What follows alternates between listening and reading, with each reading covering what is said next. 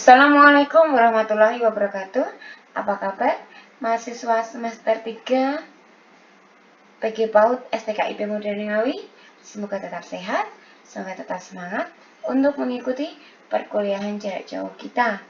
Baiklah, pada hari ini mata kuliah kita adalah Sains untuk AUD. Ini sudah memasuki pertemuan kita yang keempat. Kalau kemarin waktu-waktu yang lalu kita sudah membahas tentang definisi sains itu sendiri, pengantar kepada anak, kemudian konsep-konsep sains secara teoritis, kemudian ada 3 implementasi pengembangan sains, kemudian kita sudah membahas tentang contoh-contoh sains di sentra-sentra kelas, yaitu maka kali ini kita akan bahas tentang pengenalan sains pada anak prasekolah. Pengenalan sains untuk anak prasekolah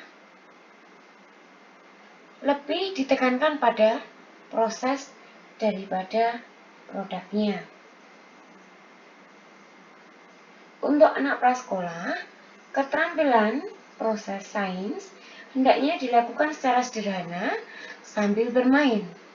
Kegiatan sains memungkinkan anak melakukan eksplorasi terhadap berbagai benda, baik benda hidup maupun benda tak hidup yang ada di sekitarnya. Anak akan belajar menemukan gejala benda dan gejala peristiwa dari benda-benda tersebut.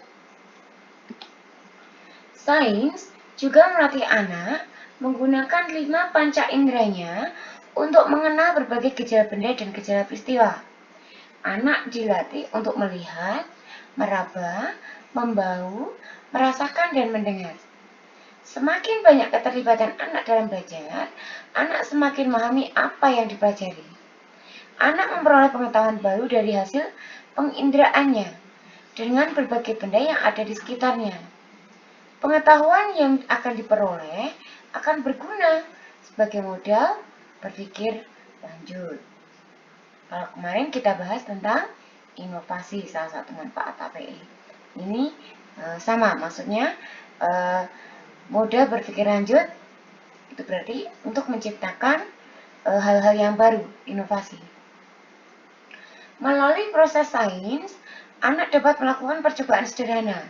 Percobaan tersebut akan melatih anak menghubungkan sebab akibat dari suatu perlakuan sehingga melatih anak-anak untuk berpikir logis.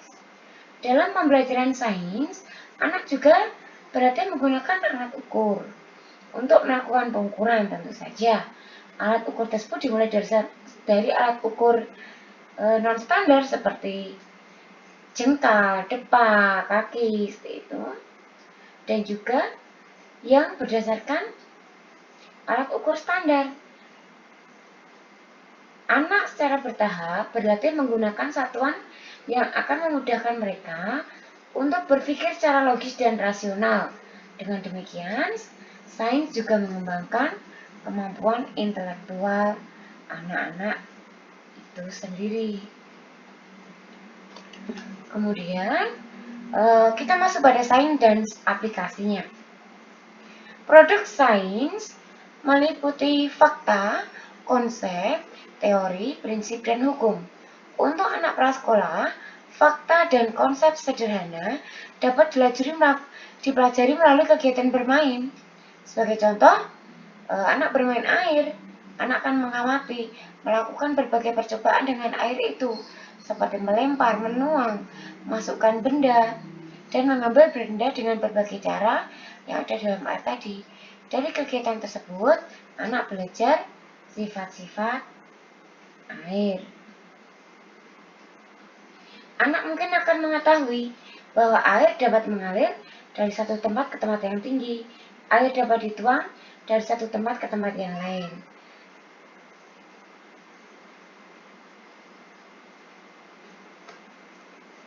Aplikasi sains dalam kehidupan sehari-hari diwujudkan dalam bentuk karya teknologi.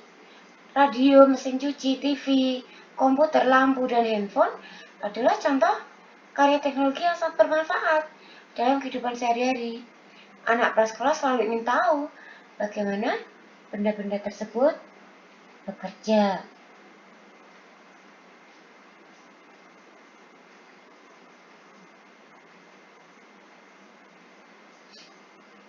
Begitu pula dengan televisi. Anak akan terkejut jika melihat radio yang dibongkar dan melihat isinya ternyata bukanlah orang. Itu sebabnya di panti pendidikan untuk anak usia dini di luar negeri, mereka selalu majang radio, televisi, mesin, dan benda-benda sederhana lain yang bisa dibuka agar anak mengenali isinya. Kemudian pada saat kita mengenalkan sains untuk anak didik kita, tentunya ada hambatan-hambatan yang tidak diperbolehkan dilanggar pada saat kita melakukan pembelajaran. Jadi ada rambu-rambunya seperti itu. Apa yang boleh, apa yang tidak boleh, kemudian apa yang pas, yang tepat dengan proses pembelajaran saat itu. Kegiatan pengenalan sains untuk anak prasekolah sebaiknya disesuaikan dengan tingkat perkembangan anak. Berdasarkan teori experimental learning dari Carl Rogers, anak secara ilmiah dengan kapasitas dan kemauan untuk belajar. Sedangkan menurut Piaget, anak prasekolah usia 4-6 tahun berada pada fase perkembangan pra-operasional dan menuju konkret operasional. Untuk kegiatan sains, sebaiknya disesuaikan dengan tingkat perkembangan dan karakteristik anak.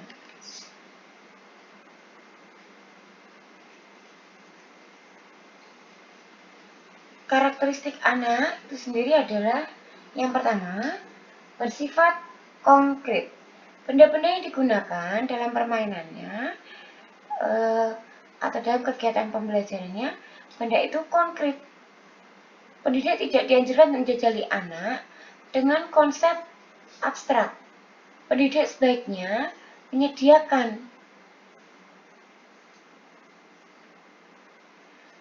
berbagai benda dan fasilitas-fasilitas lainnya yang diperlukan agar anak dapat menemukan konsep tersebut.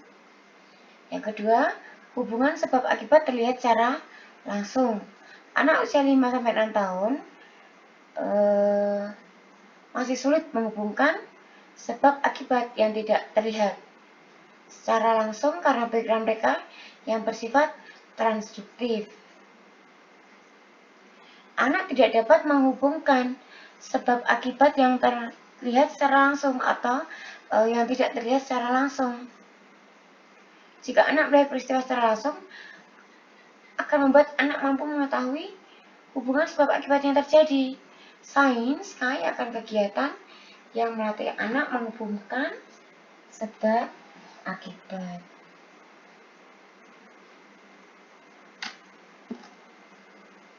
Kemudian yang ketiga, akan memungkinkan anak melakukan eksplorasi. Kemudian yang keempat adalah memungkinkan anak mengkonstruksi pengetahuannya sendiri. Masih ada yang kelima, memungkinkan anak untuk menjawab persoalan apa daripada mengapa. Ini juga sudah saya sampaikan di perkuliahan awal kita. Kemudian lebih menekankan proses daripada produk. Melakukan kegiatan eksplorasi dengan benda-benda akan sangat menyenangkan bagi anak. Anak tidak berpikir apa hasilnya. Biarkan anak secara alami menemukan berbagai pengertian dan interaksinya bermain dengan berbagai benda. Dengan kata lain, proses lebih penting daripada produk itu sendiri.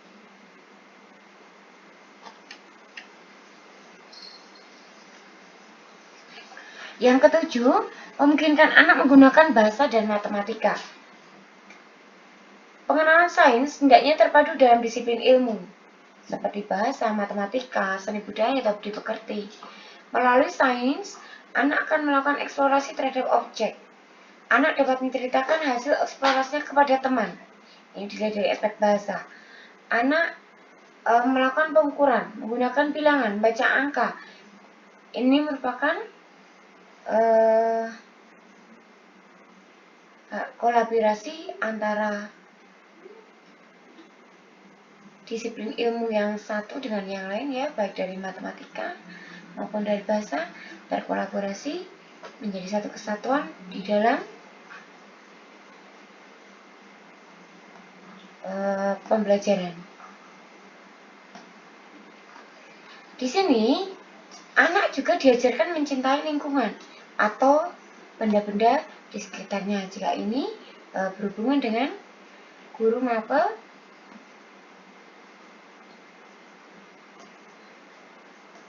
agama, seperti itu, disiplin agama, disiplin religi, seperti itu. Kemudian menyajikan kegiatan yang menarik atau the wonder of science. Sains menyajikan berbagai percobaan yang menarik seperti sulap atau magic, seperti itu.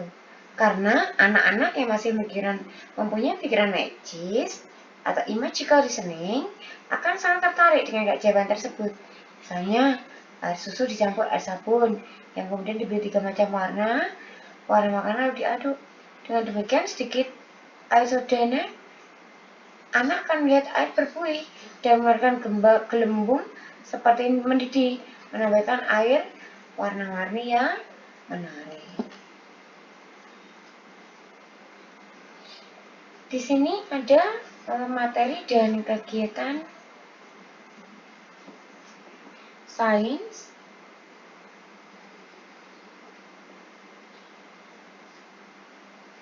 Yang pertama,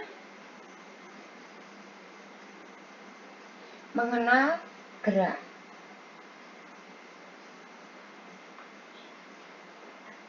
Untuk mengenal gerak ini bisa diambilkan dari berbagai macam.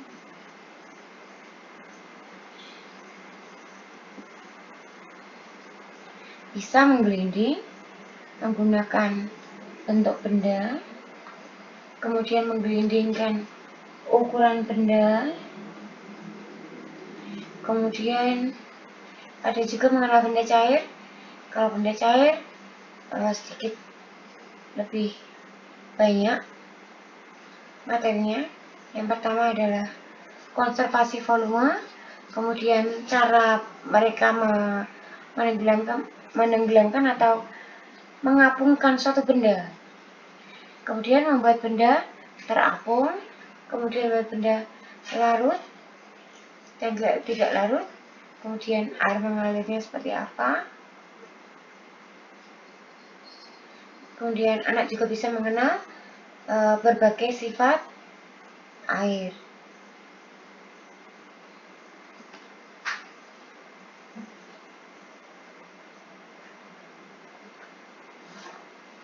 Baiklah, sekarang lanjutan tentang materi kegiatan sains. Yang pertama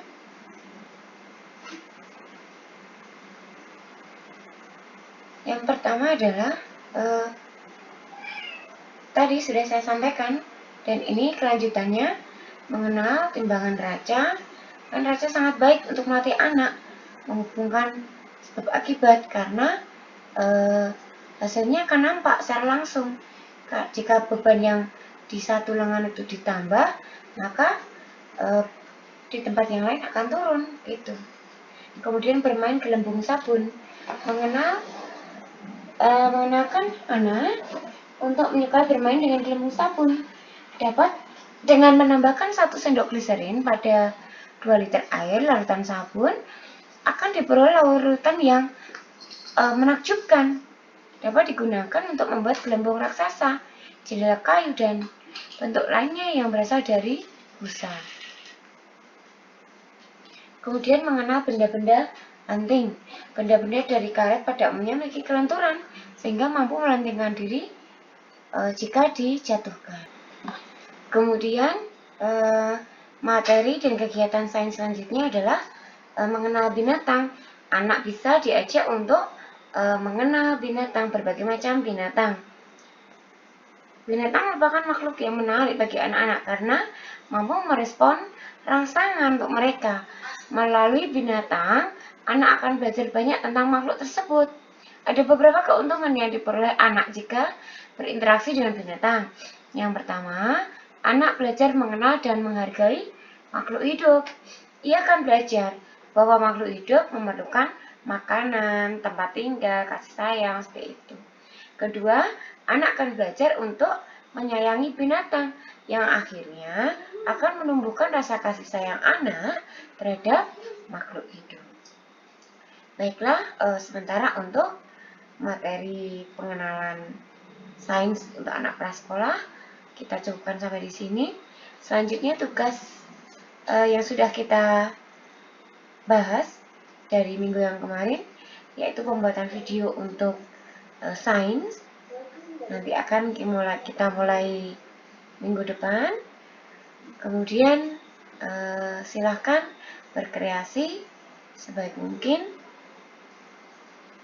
untuk pembuatan videonya, dan silahkan dikirim melalui channel YouTube-nya seperti yang sudah kita sampaikan minggu kemarin. Baiklah, terima kasih atas perhatian Anda semuanya. Terima kasih atas semangatnya. Semoga selalu sehat, tetap semangat, dan selalu diingat untuk tetap jaga protokol kesehatan agar kita bisa terus melaksanakan kuliah jarak jauh kita dengan baik. Baiklah, terima kasih. Wassalamualaikum warahmatullahi wabarakatuh.